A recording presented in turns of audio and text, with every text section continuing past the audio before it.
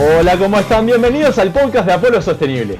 Contame, ¿te interesa reciclar tus residuos pero no tenés idea de cómo hacerlo en tu barrio? ¿No sabés si realmente sirve clasificar los residuos? ¿Crees que después se mete todo en la misma bolsa? ¿O en el mismo pozo? Si querés saber qué se está haciendo de reciclaje en Uruguay, este episodio es para vos. Hoy entrevistamos a Federico Baraybar, un capo en la materia que nos va a dar un panorama en profundidad de qué se hace por acá con los residuos. Este es el podcast de Apolo Sostenible, un podcast en el que compartimos hábitos para tener una vida más sostenible. Dejar de preocuparte y empezar a ocuparte por el mundo que le dejamos a nuestros hijos. Aquí vas a encontrar información, emprendimientos y tecnologías que faciliten que tengas un impacto positivo en tu entorno y la vida de los demás. Mi nombre es Juan Echechuri y quiero darles la bienvenida al segundo episodio de este podcast.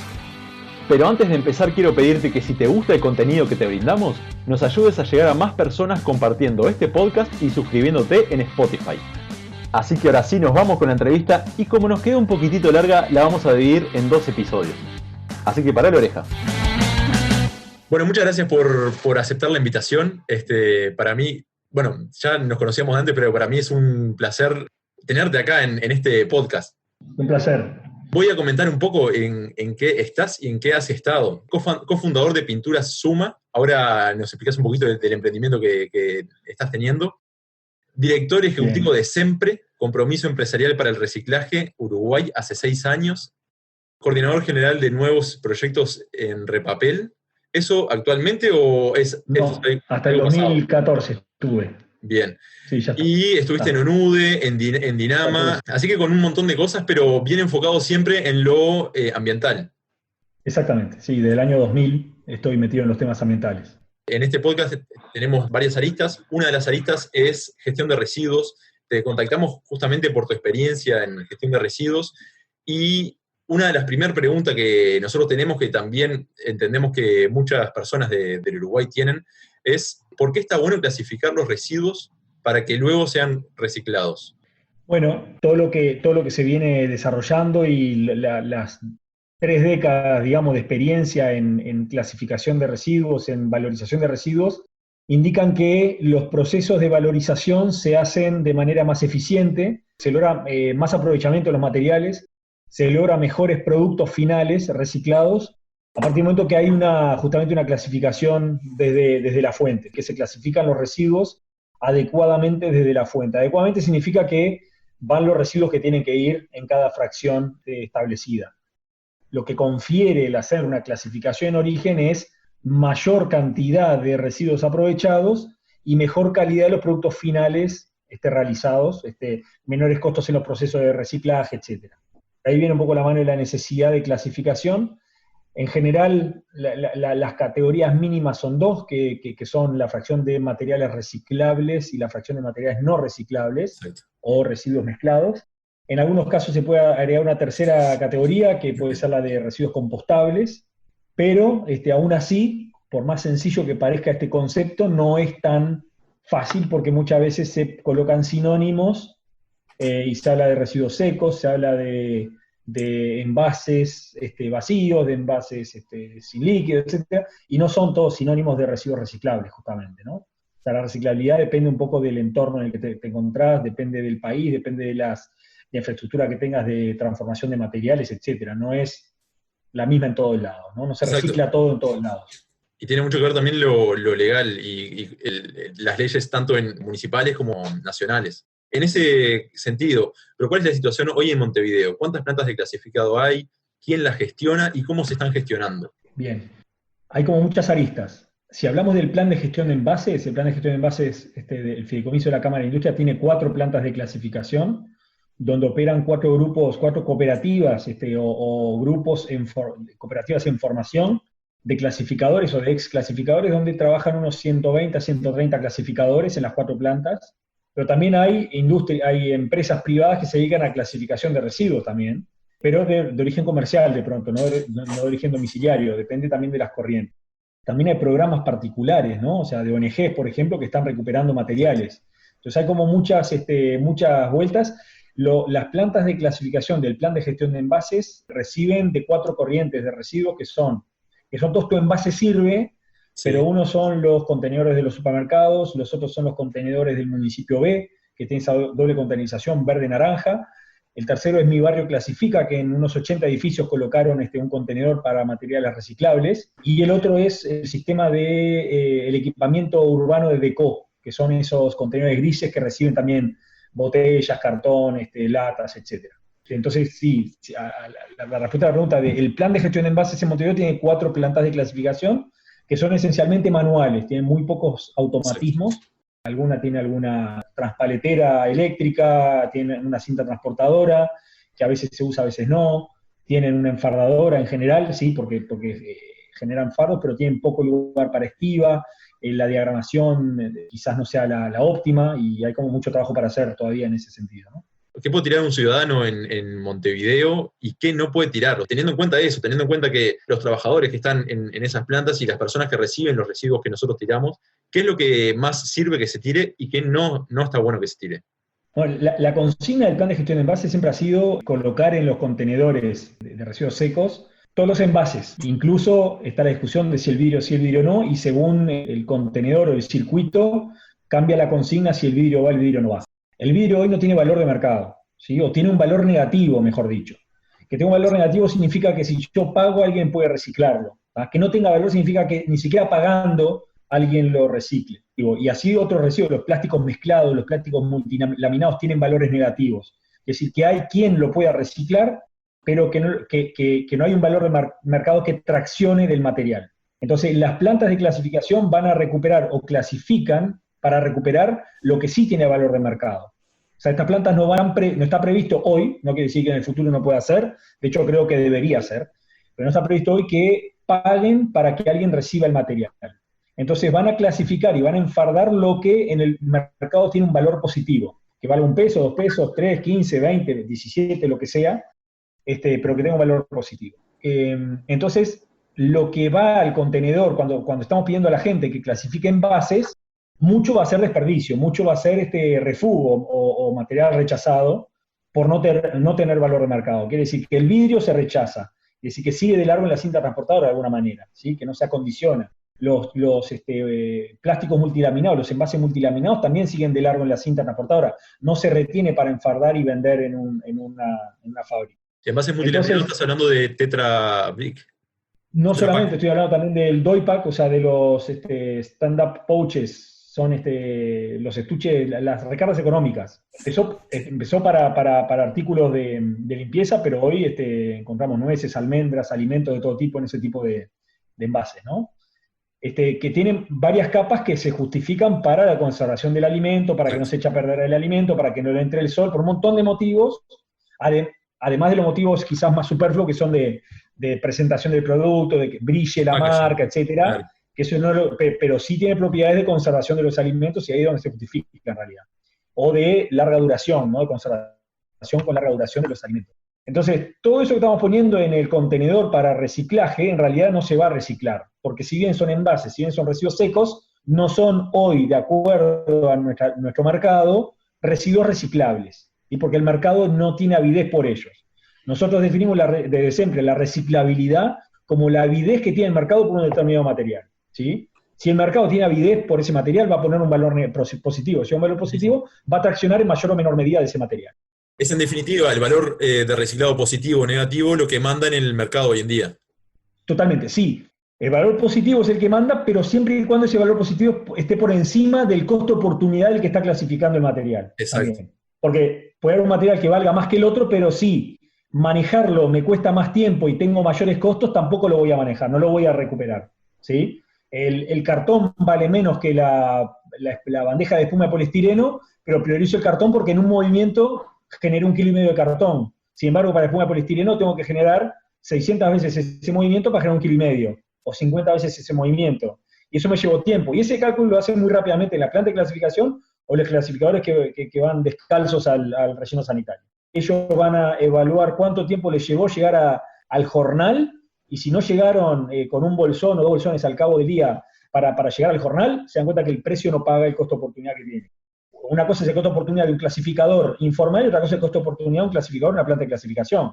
Son parámetros distintos, pero sí miden su costo de oportunidad. Se puede dar materiales que pasen al rechazo que sí pueden tener un valor positivo, pero que ese valor positivo no justifica el esfuerzo que ellos tienen que hacer. O sea, que no solamente que tenga un valor positivo en el mercado, sino que ese valor positivo esté por encima del costo de oportunidad de la clasificación. Tal cual. Entonces, en resumen, hoy en día, papel y cartón, plástico, bandejas de poliestireno, esas tres cosas son reciclables, son factibles de reciclarse.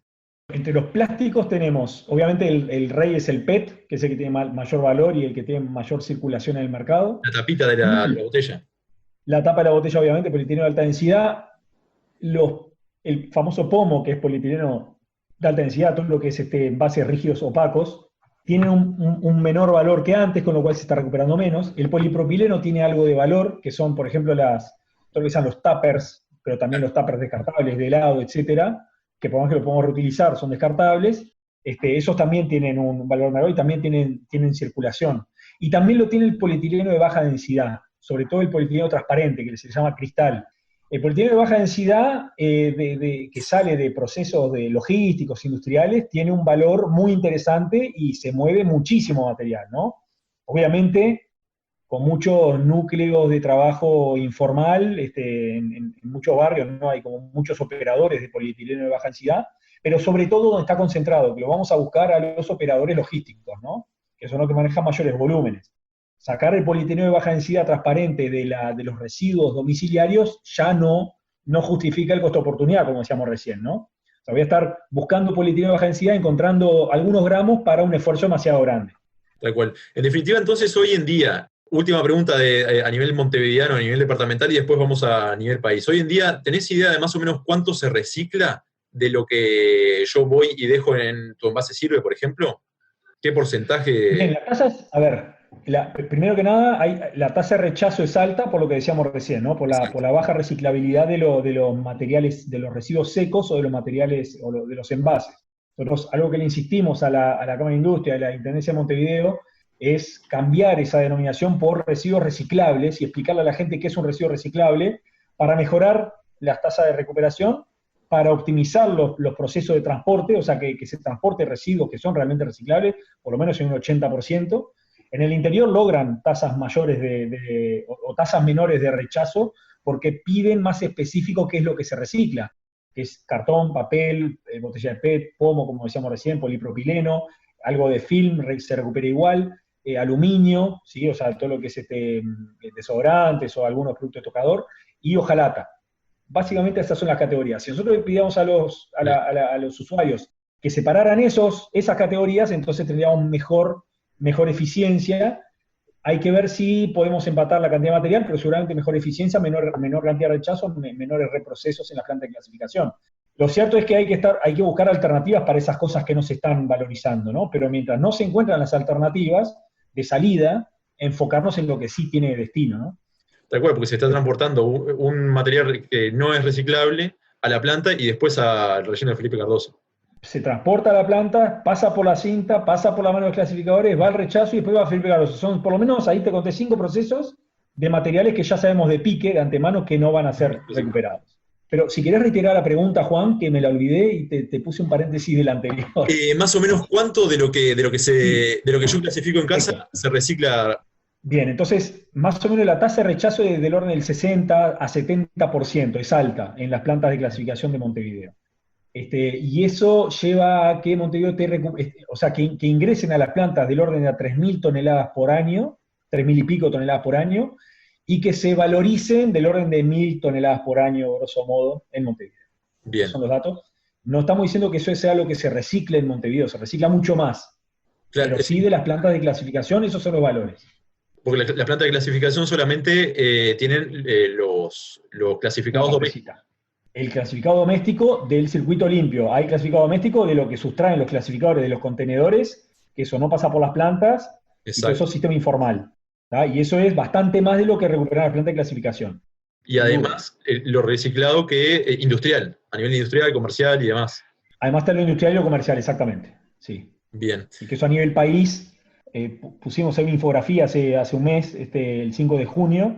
A nivel país eso se evalúa del orden de las 140.000 toneladas año. ¿tá? Excelente, o sea... En las plantas de clasificación recuperan 1.000, ¿sí? Se recuperan, claro. A nivel país 140.000 toneladas año. Claro, para tener un orden de comparación. Tal cual, tal cual. Sí, eso me sorprendió positivamente cuando me mandaste las infografías, la vamos a compartir, todo lo que se está reciclando en Uruguay, que en realidad la percepción es como que bastante baja, pero bueno, en realidad es diferente. Ahora sí, vayamos un poco más a nivel país. ¿Qué experiencias estás teniendo? Por ejemplo, la que me decías, que hay rechazo del 20% en algunas plantas. Sí, algunos circuitos de recolección tienen rechazo del 3%. O sea, que 3%. realmente recogen lo que va a ir a los fardos. ¿Esto ¿Sí? dónde es? Eso nos pasó en el caso de cuando evaluamos en 2015, hicimos una corrida, nos llamó la atención ese dato en Flores, en Trinidad. ¿Sí? De todos modos, el volumen total era bajo, pero también las tasas de rechazos eran bajas, ¿no? O sea, el volumen total es bajo porque el sistema de recolección era puerta por puerta, de ir a golpear la puerta de cada uno, etcétera, es un sistema que no se sostiene, si queremos hacer volumen, ¿no? Entonces, esos clasificadores de flores llegaban a recuperar del orden de 900 kilos de materiales por mes, ¿no? Cuando un clasificador de canelones puede estar en el orden de 2.500, casi 3.000 kilos de materiales por mes. Claro. Ambos acceden también a material de origen comercial, con lo cual ahí tenemos una concentración mayor de materiales más homogéneos, o sea, con menor retrabajo. Le saco un fardito de cartón y lo pongo directamente en el enfardador, ahí no pasa ni siquiera por la cinta transportadora. Sí, creo que Canelón estaba en algún año que evaluamos del orden del 60, ahora no tengo los últimos datos en ese parámetro, pero el orden de un 40% de rechazos. Pero bueno, depende mucho del trabajo que se haga también de comunicación con los vecinos, ¿no? Que Montevideo ese tema lo dejó bastante relegado en pos de evaluar otros sistemas, otras alternativas de clasificación en origen, de transporte y de justamente plantas de clasificación también. Entonces hay otros sistemas que están funcionando mejor, que están dando otros índices de eficiencia más interesantes, y también tiene que ver porque son departamentos quizás que empezaron antes con todo este proceso, ¿no? Canelones es de los primeros departamentos que empezó con el asunto y tiene punto de entrega voluntaria creo que desde el año 2007, una cosa así, ¿no? Y plantas de clasificación que se formaron hace 13 años. Montevideo arrancó en el 2014-2015, o sea, bastante posterior. De acuerdo, además la cercanía con la Intendencia me imagino que influye. Obviamente también lo que vos decís, o sea, la voluntad de la Intendencia de mejorar la comunicación y hacer campañas, que creo que es clave, pero además también la cercanía de la gente con la Intendencia, ¿no? Sí, tiene que ver con todo eso, tiene que ver con ese yo creo que Rivera está haciendo algo parecido, Trinidad en su momento algo parecido. Creo que son tres intendencias que coinciden, que tienen gobiernos del mismo color, o sea, que tienen en los residuos como una especie de política de Estado a nivel departamental, y eso hace que estén esforzándose hace más de una década en llevar adelante una misma idea. ¿Ah? Montevideo ha ido variando esa idea y creo que eso le ha jugado malas pasadas. Tal cual. Pero es una opinión personal. Bien, Federico, ¿y qué mensaje le dirías a las personas que están escuchando para animar a reciclar y además para ver los que no se animan a reciclar porque están frustrados, porque ya vieron que yo clasifico en casa y después va todo al mismo contenedor o va todo al relleno sanitario? ¿Qué mensaje le darías para animarlos a reciclar? Que crean, que estén al tanto. Creo que no debería ser animarse a reciclar, sino animarse a hacerse cargo de sus residuos. Exacto. ¿Sí? Que va un poquito más allá de reciclar. Reciclar es una de las opciones que tenemos, pero hay otras opciones más interesantes que reciclar, que es reducir, por ejemplo, ¿no? Exacto. Y reducimos mucho cuando valorizamos el compostable, por ejemplo, en casa, ¿no? Nosotros la mitad de los residuos que generábamos, o que hoy generamos, lo estamos compostando, porque pelamos mucha verdura, comemos mucha fruta, etcétera, y tenemos por lo menos 1, 2, 3 kilos por día de residuos orgánicos que van al compostaje. El otro día cosechamos plantamos. Claro, vivimos en el campo, eso es cierto, pero hay gente que no vive en el campo, tiene un jardincito, tiene un frente, tiene lo que fuera, que puede instalar. Y además se están acumulando cada vez más tecnologías, ¿sí? Está habiendo una oferta de tecnologías cada vez más amplia y cada vez más económicas para compostar, ¿sí? Desde hacer cajones caseros hasta composteras que son eléctricas, que regulan la temperatura, que trituran, etcétera, y que funcionan solitas, y en 2 días tiene un material estabilizado casi pronto para aplicar en una maceta o en un cantero. Entonces, con ese abanico de opciones podemos pensar en masificar el tema del compostaje en origen, el compostaje domiciliario, el compostaje en la fuente, con lo cual los residuos que después haya que recolectar son menos cantidad, están más limpios porque no tienen el compostable, no tienen residuos putrescibles entre sí. Entonces ahí también mejoramos todo el sistema de colecta. O sea, el tema de clasificación de origen, de compostaje en la fuente, creo que es muy interesante, incluso desde el punto de vista de la economía circular, ¿no? O sea, podemos tener varios sistemas de compostaje. Un sistema colectivo donde clasificamos en un tacho, alguien lo levanta, lo pone en un camión, lo transporta a una planta de compostaje, se aplica determinada energía y proceso para compostar, después hay que embolsarlo o ponerlo, estivarlo, ¿no? Almacenarlo, a distribuirlo, ya sea a través de viveros, en campos o a los vecinos que después lo compran. Al final voy a ir a un vivero a comprar una bolsa de 3 kilos de tierra que tiene 1 kilo de compost, y resulta que ahí estaba la comida, bueno, lo hago directamente. Entonces lo que hago compostando en casa es cerrar ese ciclo de manera mucho más directa. Desde el punto de vista energético, costos, económicos, ambientales, es mucho más eficiente compostar en casa que estar haciendo un compostaje industrial a partir de residuos domésticos. Otras alternativas, además del reciclaje, y después el tema de qué puedo evitar, ¿no? El renunciar, el reducir, qué puedo evitar generar en casa. También son preguntas que nos tenemos que hacer, y que son preguntas que nos hacemos en la medida que estamos obligados de alguna manera a clasificar. Cuando nos obligamos, nos autoobligamos a clasificar residuos, empezamos a ver que, bueno, que tenemos algunos materiales que no podemos poner en el cesto que va al reciclable, ¿no? ¿Por qué? Porque averiguamos que el reciclable era el polipropileno, este y el otro, y los demás, ¿dónde entran? No entran. Ah, pero yo le estaba poniendo la bolsita de leche. Bueno, hoy la bolsita de leche no se recupera. Hay que generar la infraestructura, la capacidad para que la bolsita de leche sí se recupere. El Tetra Pak tenemos tecnología para transformarla, pero no hay un precio de mercado, el precio es negativo, con lo cual hay que ver de qué manera, y hay que ver de qué manera es donde entra la ley de residuos, donde entra la ley de envases. La ley de envases del 2004 y el decreto 2007 todavía no abordó el tema justamente de la valorización, ¿sí? Sí abordó el tema de la recolección y la clasificación, pero el tema de la valorización no lo abordó. El tema de la valorización es justamente ver cómo hay que ajustar los mecanismos de mercado para que ese material multilaminado sí tenga el valor que haga que en la planta de clasificación se aparte para hacer el fardo de material. O sea, todo eso hay que estudiarlo bien, ver cuáles son los valores que hay que poner para que circule el material. Clarísimo. Pero mientras tanto, ¿qué podemos hacer nosotros? Eso que estamos conversando, ¿no? Voy a ir al supermercado, no me pongas todas las laminitas entre el jamón y el queso, como primera medida. No te digo llevar el tupper, ya eso de loco, ¿no? De esquizofrénico, lo hago, ¿sí? Pero claro, te encontrás con algunas caras largas. La pandemia se cortó un poco el tema, te daba cosa llevar el tupper y que te diga, no, me trajiste algo infectado, no quiero. Entonces ahora interrumpimos unos meses, ahora en el supermercado me están diciendo, ¿y por qué no traes más el tupper? El supermercado acá de Pajas Blancas. Bueno, vamos a volver de vuelta con el tupper, obviamente. Me lo están pidiendo las muchachas.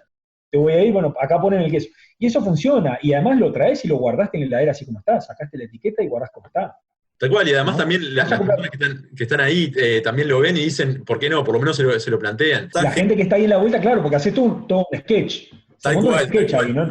Sí, está buenísimo, está buenísimo. Pero ahí trae cara de piedra, y no todo el mundo está dispuesto a enfrentarse a, ¿no? La gente quiere salir ¿no? O sea, voy, compro y me voy, ¿no? No sé ni qué me puso con el queso, si me puso láminas, no me interesa. No, bueno, interesarse, o sea, justamente es tener un rol activo en el consumo, ¿no? O sea, consumo de manera consciente, precisamente.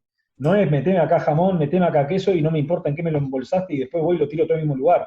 Eso no es consumo consciente. Hay que promover el consumo consciente, precisamente. Tal cual, lo que decías de compostaje, o sea, mi hijo de 3 años ya sabe, nosotros acá también tenemos, clasificamos, compostamos y el resto. Mi hijo de 3 años ya sabe cómo compostar, o sea, qué va en qué. Entonces, en realidad no es algo que precise, no sé, mecánica cuántica ni nada, o sea, es algo que en un principio le tenés que prestar atención, pero después cuando es un hábito ya está. Ya es un hábito como lavarse los dientes. Ahí tenemos un ecoterrorista en potencia. Eso es lo que estamos criando. Es eso, es cuestión de generar esos hábitos, ¿no? Tal cual. Y algo que lo reclaman. Los acompañe en su vida también. O sea, el día de él cuando va a la casa del primo, por ejemplo, que no compostan, le pregunta a la tía a ver dónde tira la bolsita de té. Entonces eso es... Y la tía después, con el tiempo se va a ir muriendo de vergüenza hasta que algún día va a poner un tarrito, eventualmente, mirá, acá tengo mi compostera, mis lombrices, etcétera. Ojalá, no sean todos los casos, pero ojalá que sí. Totalmente. Estaría buenísimo tener un instrumento para nuclear a toda la gente que composta en origen, ¿no? en su domicilio. En Argentina hay algo muy lindo que es la red de compostaje. Es algo que hay gente, algún colectivo que ha querido traer a Uruguay. Pero está bueno porque te ves en un colectivo y ves que no estás solo, ¿no? En esa cruzada. Bueno, y hasta acá la primera parte de la entrevista con Federico. Disculpen si se hizo un poquito larga, pero creo que está bueno el contenido en general. En la entrevista hablamos del sistema de reciclaje en Montevideo y en algunas otras ciudades de Uruguay. Hablamos de cuánto se recupera y qué cosas vale la pena tirar en el tacho reciclable. Hablamos brevemente de la tercera R, la reducción de los residuos, que es tal vez la R más importante, y que vamos a volver con el tema en algún podcast más adelante. Y también tocamos de costado un tema muy interesante que es tema de compostaje, y también veremos en otro podcast. Y para quienes les interese ver las infografías del reciclaje en Uruguay que nos hablaba Federico, las colgamos en Instagram en instagram.com/apolosostenible. Y bueno, por acá los vamos dejando. Y antes de irnos, de nuevo quiero pedirles que si les gustó el contenido de este podcast, lo compartan con más personas para ayudar al resto a clasificar más efectivamente o asertivamente sus residuos. Y además, impulsar que este lindo proyecto crezca más. Nos escucharemos en el próximo episodio. Muchas gracias por escuchar. ¡Chao!